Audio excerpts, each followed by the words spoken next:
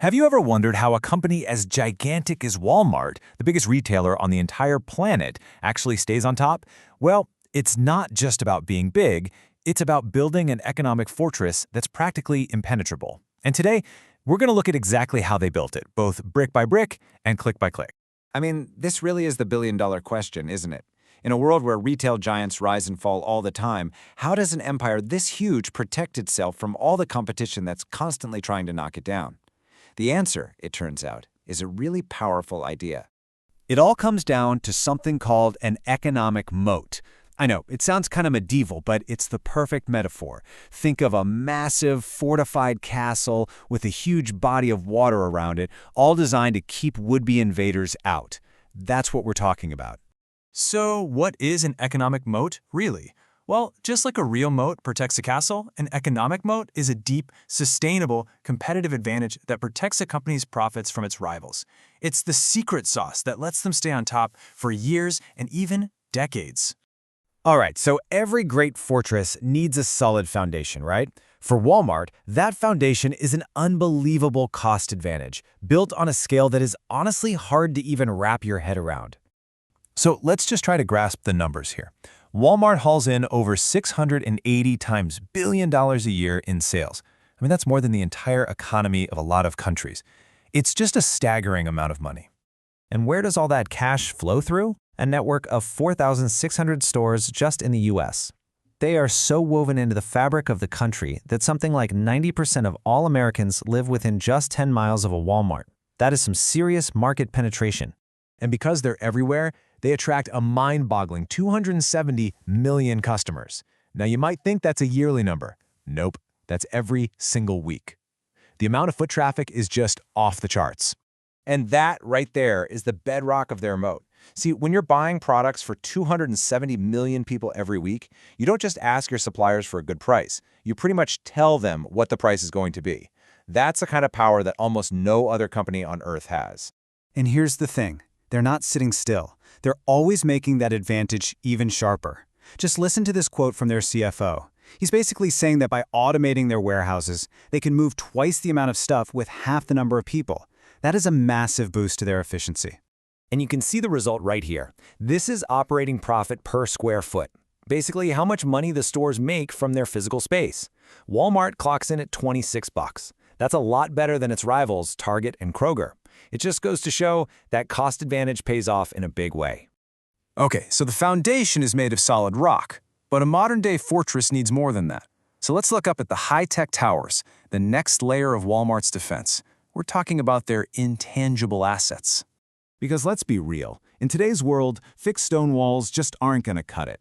To fend off modern rivals, you need some seriously advanced defenses. And this is where Walmart's moat has evolved way beyond just being the cheapest place to shop. So, what are these towers made of? Well, first you have the brand itself. Everyone knows Walmart means low prices.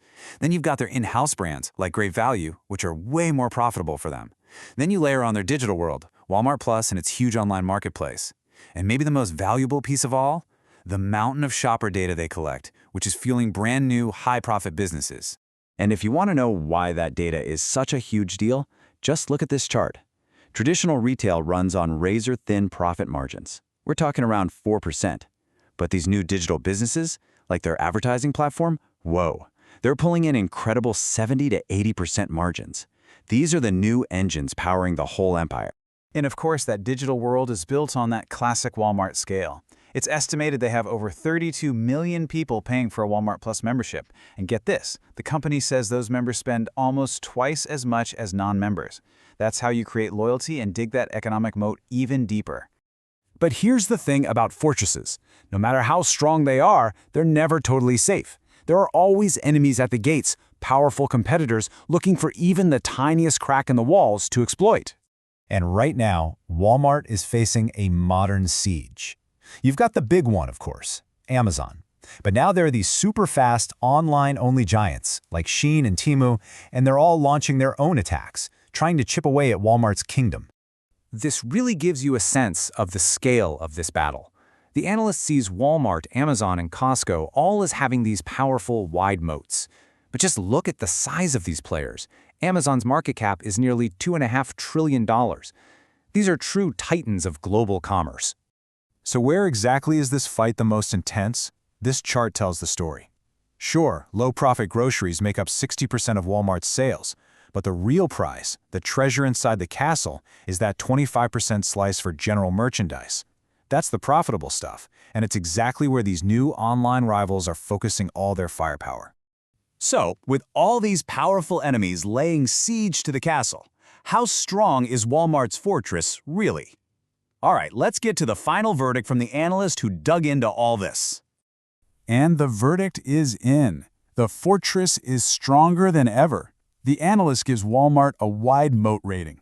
What that means is they believe Walmart's competitive advantages are incredibly durable and will probably last for at least another 20 years. But, and this is a huge but, especially for any investor out there, a strong fortress, even a fantastic company, isn't automatically a good investment.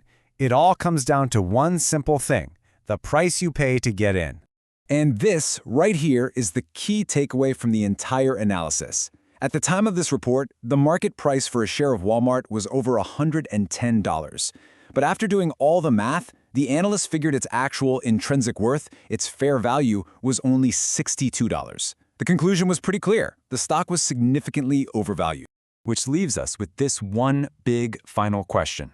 Walmart has absolutely built a mighty fortress with an undeniably wide economic moat.